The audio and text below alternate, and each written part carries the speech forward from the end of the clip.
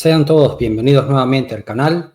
El día de hoy vamos a hablar un poco sobre handicapping, sobre los términos básicos de handicapping, speed figures, algunos patrones, sobre lo que es el pace, y para que tengan una idea básica de todos estos términos. Para el día de hoy le tenemos un invitado, es Matthew DeSantis.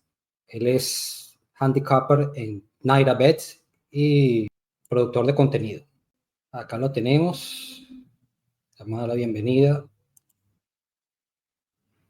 Hi, Matthew. How are you doing? Hi, Siggy. Very nice to be here. Thank you so much for having me, and pleasure to talk to you about the basics of handicapping and getting more people interested in playing horse racing and understanding the basics so that they feel more confident when they place their bets on the races. Yes. I said in the intro, we're talking about the basics of handicapping. Okay, but let's start with you. Yeah. Tell us a bit, how did you get involved with horse racing?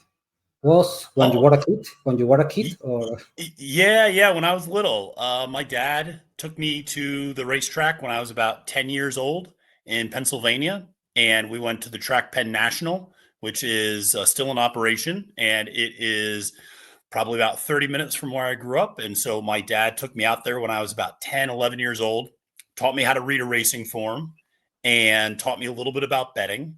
And I remember there were 10 races on the card, and I did a $2 bet every single race with my $20. And at the end of the night, I had $32. And I thought that was the greatest thing in the world, that I had made and won $12 over the course of the night. So I've been hooked ever since. I'm really fortunate. I have really good friends growing up who lived in Saratoga, in Louisville, Kentucky. So I'd go up to Churchill Downs or obviously the Saratoga track and be able to see racing, at different times of the year. So I've been a fan since I was a little kid, and it's a dream come true, honestly, to work in this profession and to be able to talk to people and get other people excited about horse racing the way that I was. Pretty fine. Let's start with handicapping. Let's start with speed figures. We know the speed figure is just a number produced by the algorithm that quantify the ability or the effort of a horse on a race. That allows you to compare the efforts in different tracks and levels, and avoid us to compare raw final times. We have a lot of brands, of companies that produce or calculate these speed figures. We have Bio Speed Figures, Time for US, Brisnet, Equibase, the cheats. I don't know if I can remember another. Optic, can't remember it. Yeah. Yes. But what happened with that? They all have some different variables to calculate the number. But for a new horse player, at some point, buyer could say in a horse, improve 5 points. But then Time for US said, no, the horse ran a par. And the other, I said business could be another association, say, no, this horse regressed 2 points. And new players could go crazy with this situation. Yeah, no, absolutely. And I think one of the interesting things to keep in mind is that something like Timeform US, which is really, out of all of these, probably the most pace specific, really looking at how fast the horses ran the quarter, the half, the 3/4, the mile marks or ran in their races. What is difficult sometimes for new people using the form to understand is that sometimes the horse that finishes second will actually get a higher number in Timeform US than the horse that won the race. So you would go, well, wait a second, the horse that won should get the highest number, but that doesn't always happen because they really take into consideration how fast the pace was, and they take into consideration, if a horse was up on the lead going very, very fast and might have faded at the very end to second, that horse might actually get a better number than a horse that maybe just kind of took advantage of a really fast pace. So It can be confusing. And one of the pieces of recommendation I would give to anybody just starting is to stick to one number and stick to one company. And if you're just going to get into it, you just want to stick to buyer speed figures, just look at those and get really comfortable with that. Don't try to look at 3 or 4 different ones, or else you'll get confused. Yes. Time for US consider the pace. Yeah, Timeform US. Yeah, I mean, it definitely considers the pace. I mean, they all consider the pace on some level. I mean, all of them have that in their algorithm. Timeform US, I think, weights pace a little bit more, and they put a little bit more value and importance into it when coming up with the numbers. So that's what often leads to some disagreement between, what you might see from buyer speed figure and what you might see from Timeform US. But everybody has their preference. You know this. Everybody's got their favorite. Some people love buyer speed figures, others Timeform, others Brisnet, others the sheets. Optics EQ. All of those different brands have their fans. But the key is just to find one that you're comfortable with and really dive in and just focus on that at the start. Fine. Now, let's see this. When you see the past performance, when you know a horse is candidate to bounce, to move forward, or to run just apart? Yeah, that's a good question. So I think when I'm looking at a horse that could bounce, that's usually an indication when a horse runs a race that they've never run before, that they run a really good number. They run a much higher number. So let's say you see a horse that has been running in, I'm just going to use buyer speed figures, roughly in the 80s. And they run 82, 83, 84, and then suddenly they run 97. That number is probably going to regress the next time out. There's going to be a bounce because I don't think that horse suddenly became a new horse. In terms of candidates to move forward, sometimes you can look at things like track conditions. If a horse ran over a sloppy track or a wet track in their last race, maybe they didn't like that surface. And if they're getting back on a dry, fast track, they might be able to move forward from that effort. Obviously, then you also want to take a look at things like, how did the horse run its race the last time out? Did it have any trouble? Did it get, boxed in, or did the horse have to check? And so there's all sorts of trips that can also indicate that the horse could move forward. And then there's also just, again, when we talk about speed figures, if you see a horse that's just been consistently improving every single race, then there's a trend that you can start to see that this horse keeps getting better and faster every time out. And so at some point, obviously, that's going to stop. But, at some point, you want to also factor that into your handicapping. And then for par, I do think that's where trends are really important. And if you just see a horse that's been just running very consistently the last 4, 5, 6 times out, running roughly the same number, you feel pretty confident that they're going to run that number again or very close to it. And you're not really going to think that they're going to move up or move down all that much. Fine. Well, Highland Falls ran the race of his life in the Jockey Local Cup. Yeah. Then he regressed, a bit. He did. No, that's a good, and that's a great example of, in that Jockey Club Gold Cup, when Highland Falls ran that absolutely huge race, 2 things happened. One, he got a new jockey that day, Flavian Pratt. Yes. And who's one of the best jockeys in the world. And 2, he got the perfect trip.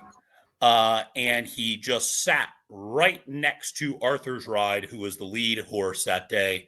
And he was able just to stay right with Arthur's Ride and just pester that horse enough.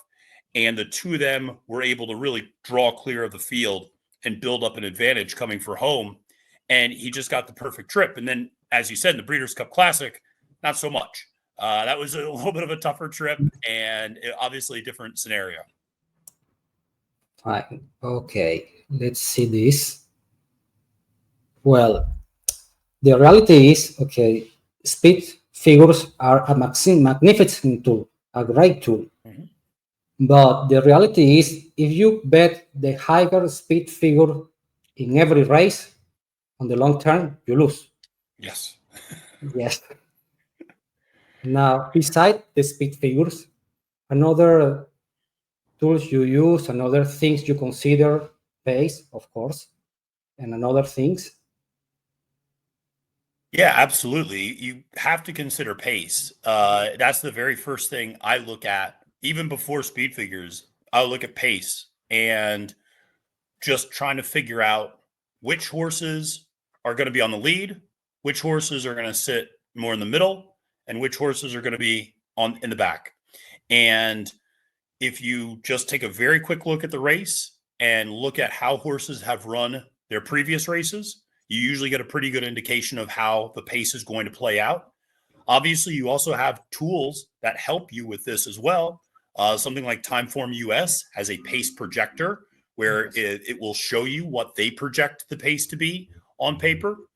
Optics EQ has another outstanding pace projection surface there. So you can use those tools as well.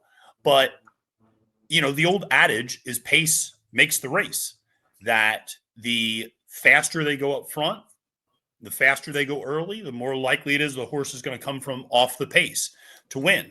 When there's only one or maybe two horses that want to be forward, they can set their own fractions, they can set their own speed, and they can reserve energy coming for home. And it's harder for those horses in the back to make up ground.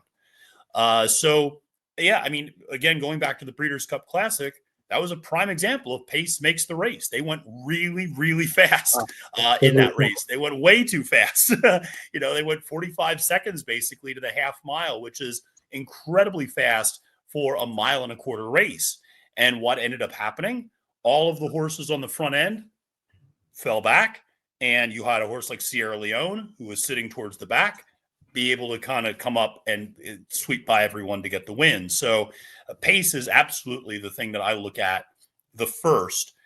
Even before I look at speed figures, I'll look at pace. But that's a huge indication of just how a race is going to play out. And I think that's a really, really helpful thing for people just starting off to become more comfortable analyzing is how does a race play out? You might not always be able to pick a winner, but I think it's a really important tool for you to look at a race and go, how do I think this race will be run?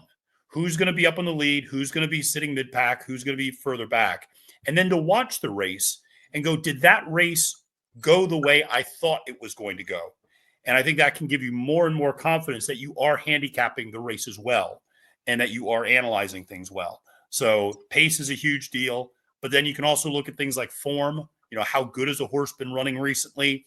You could look at things like class, obviously, what level of races those horses have been running. And then getting into a little bit more advanced stuff, you can watch race replays. You can watch old races to see kind of what's been happening with these horses in their previous starts. So a lot of different things you can work on. But I think you set it up well. Speed figures, pace are really the number one and number two things. Great. Another thing I want to talk is sometimes we see horses that recorded triple digits, for example, on a maiden special weight. Then when they move up in class, they don't run, they regressed. Yeah. What is that? Yeah, so that happens a lot. And Yes. there's a couple of reasons for that. So I would say first, there's a lot of reasons for that. So first, I'll say sometimes it's a matter of a lot of times trainers want their horses to win in debut. You know how important that is from a sales standpoint, from a pedigree standpoint.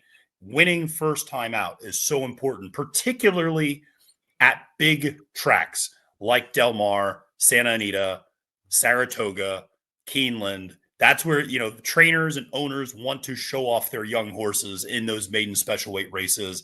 And they want to have a big first impression about how impressive that horse is. So a trainer will really sometimes get horses cranked up for that first race. And they will get them really, really ready for that. And they'll work them out a lot, and they'll start running off bullet workouts and all sorts of things. It is inevitable that their second start will be a little bit less because they just can't keep them at that level for multiple starts in a row. And so there's going to be a little bit of regression second time out.